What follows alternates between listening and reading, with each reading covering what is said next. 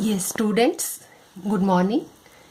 कल हम बात कर रहे थे बेटा नाइट्रोजन फिक्सेशन के बारे में, और हमने नाइट्रोजन फिक्सेशन की डेफिनेशन जानी थी क्या होती है, और हमने ये भी जाना था कि in spite of abundance of nitrogen gas in the atmosphere, यानी कि 71% एटमॉस्फेयर में नाइट्रोजन गैस है, but still it is not directly available to the plants, or sometimes there is the deficiency of nutrient related to nitrogen for the plant growth.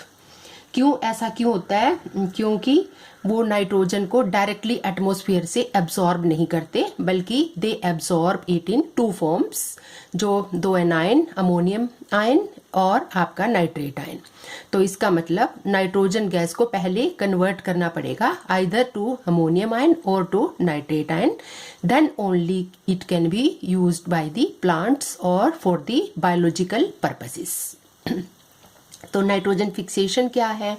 इसको fixed nitrogen भी बोलते हैं या combined nitrogen भी बोलते हैं। तो ये क्या है? जब एटमॉस्फेयर की नाइट्रोजन को यूजफुल नाइट्रोजनस कंपाउंड में कन्वर्ट कर दिया जाता है। दो मेथड्स थे इसको कन्वर्ट करने के लिए। कौन से दो मेथड्स थे? एक तो था आपका biological method of fixation of nitrogen, दूसरा था आपका a biological method of fixation of nitrogen. तो बायोलॉजिकल मेथड को हम नेचुरल मेथड भी कहते हैं, क्योंकि ये नेचुरल इसलिए कहते हैं क्योंकि ये बैक्टीरिया जो लिविंग ऑर्गेनिजम्स हैं उसकी प्रेजेंस में होता है। और ए बायोलॉजिकल को हम आर्टिफिशियल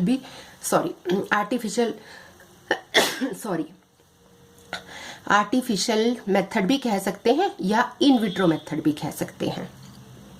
तो अब हम वन बाय वन दोनों को डिस्कस करेंगे। आज particularly we are taking this first method, that is the biological fixation of the nitrogen. Biological nitrogen fixation में क्या होता है? Nitrogen will be reduced to ammonia NH3 in a biological process by using enzymes or some bacteria, or you can say microorganisms. तो इसमें reaction कैसी होगी आपकी? क्योंकि यहाँ पर नाइट्रोजन को रिड्यूस होना है अमोनिया में, तो इस रिडक्शन के लिए आपको चाहिए 8 इलेक्ट्रॉन्स, और 8 इलेक्ट्रॉन्स को कैरी करने के लिए जो एनर्जी चाहिए वो आपकी कहाँ से आएगी? By the dissociation of this ATP hydrolysis से। ATP जो एनर्जी मॉलिक्यूल है, एनर्जी पैकेट है, ये आपका ब्रेक डाउन होगा और ADP में कन्वर्ट हो जाएगा, और इससे जो एनर्जी रिलीज होगी that will be used for the transfer of these 8 electrons. ठीक है, तो द अमोनिया सो फॉर्म्ड, यहाँ पर अमोनिया बन जाएगी, and this ammonia will be further converted into nitrate या नाइट्राइट में कन्वर्ट हो जाएगी, और फिर this that will be utilized by the plants for the synthesis of amino acids और अदर एसेंशियल कंपाउंड्स लाइक आपके प्रोटीन्स हो सकते हैं, न्यूक्लिक एसिड हो सकते हैं, एटसेट्रा एटसेट्रा।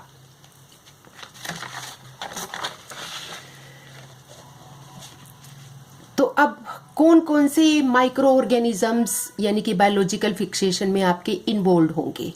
तो इसमें आपके बैक्टीरिया भी हो सकते हैं, ब्लू ग्रीन एल्गी भी हो सकते हैं। तो ये जो भी हैं बैक्टीरियाज, ये आपके दो टाइप के होंगे।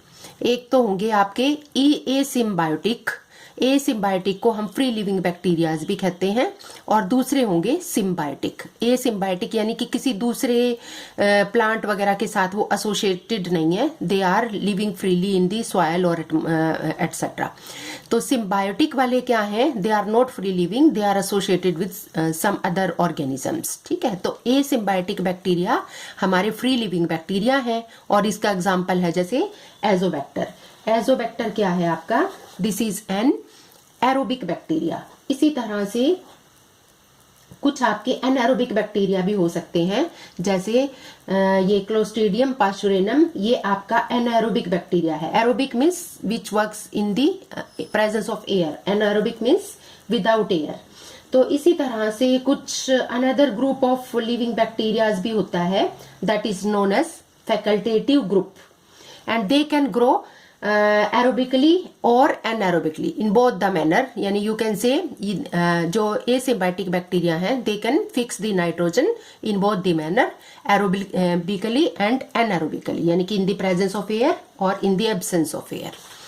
दूसरे टाइप के बैक्टीरिया हैं आपके सिम्बायोटिक बैक्टीरिया। अब इसके नाम से ही पता लग रहा है कि they are living in the relationship symbiosis, जो एक प्रोसेस होता है जिसमें दोनों जो है जिसके साथ एसोसिएशन होता है दोनों ही ऑर्गेनिजम्स बेनिफिटेड होते हैं। तो इस टाइप के bacteria the fixation of nitrogen takes place with the association in plants, यानी कि प्लांट्स के साथ एसोसिएटेड फॉर्म में ही वो वर्क करते हैं। जैसे राइजोबियम बैक्टीरिया है आपका, ये कहाँ पे रहता है, you know it very well कि it lives in the roots of the Leguminosae family plants, और जिनको हम इन रूट्स को थोड़ी नोड्यूल लाइक स्ट्रक्चर उसमें बन जाते हैं तो उन रूट्स को हम नोडुलेटेड रूट्स बोलते हैं। और ये लेग्यूमिनस प्लांट कौन कौन से आपके, जैसे बीन्स हैं, अल्फाल्फा है, पी है, तो ये लेग्यूमिनेसी फैमिली में की रूट्स में मिलते हैं सिम्बायोटिक बैक्टीरिया।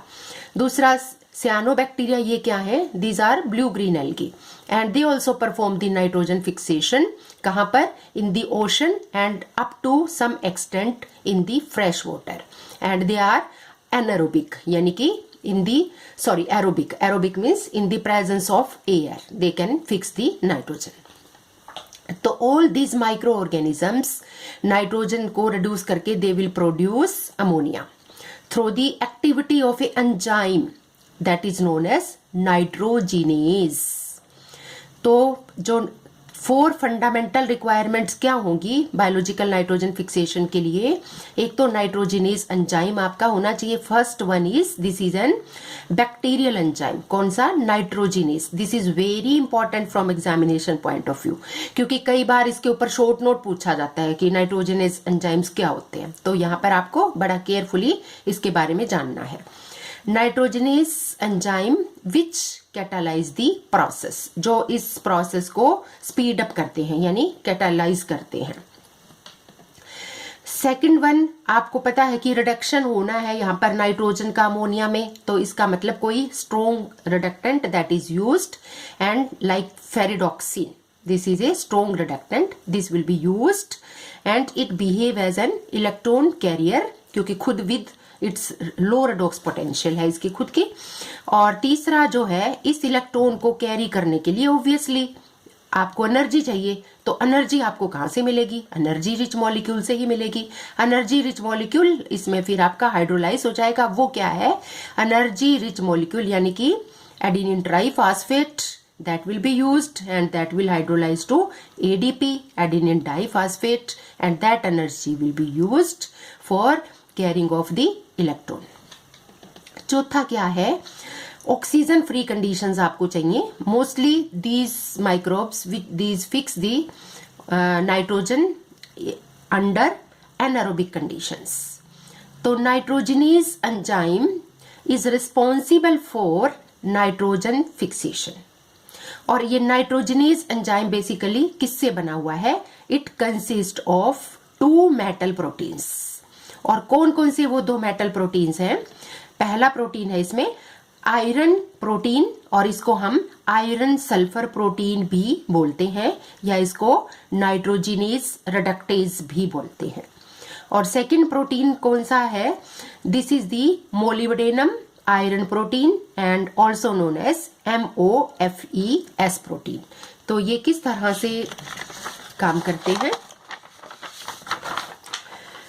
तो इसका मतलब क्या हो गया, nitrogenase is a complex of the 2 proteins and they are in dynamic equilibrium with its components. ये nitrogenase, so it is of having two components, molybdenum iron protein and second one is the iron sulfur protein. तो nitrogenase कैसे काम करते हैं, thus the nitrogenases are the complexes of iron sulfur protein यानी कि FES protein and molybdenum iron sulfur protein whose activity couples ATP hydrolysis to electron transfer।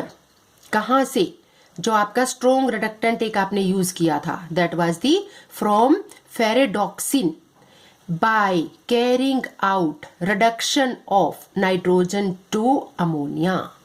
तो ये आपकी नाइट्रोजनेसिस की टोटल एक सॉर्ट ऑफ डेफिनेशन हो गई कि ये कैसे इस नाइट्रोजन को रिड्यूस करके अमोनिया में कन्वर्ट करते हैं by taking use of these two proteins as well as the this energy giving molecule, that is adenine triphosphate, and this energy will be used to carry the electron for the reduction of the nitrogen। और इस process में आपने पीछे देखा था 8 electrons का transfer होगा, यहाँ पे नीचे भी आप इसको देख सकते हो।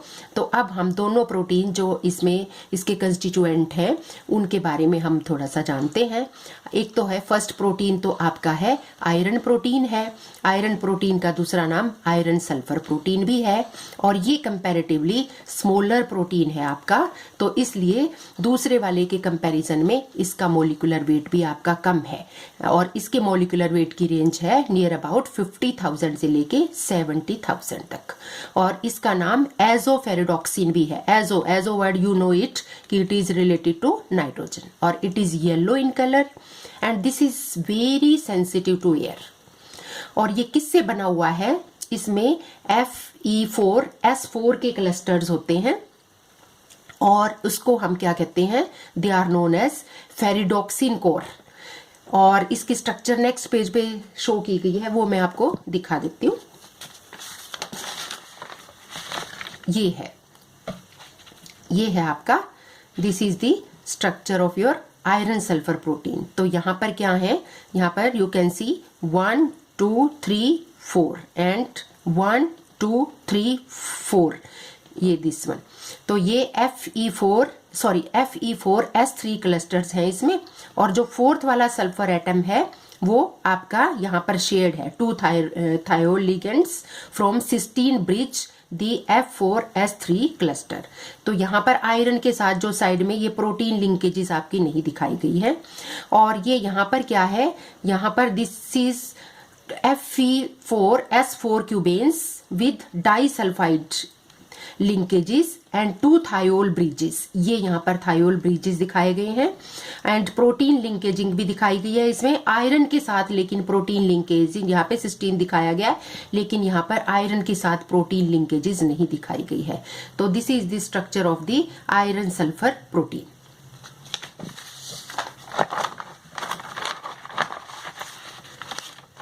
तो यहाँ पर क्या होंगे?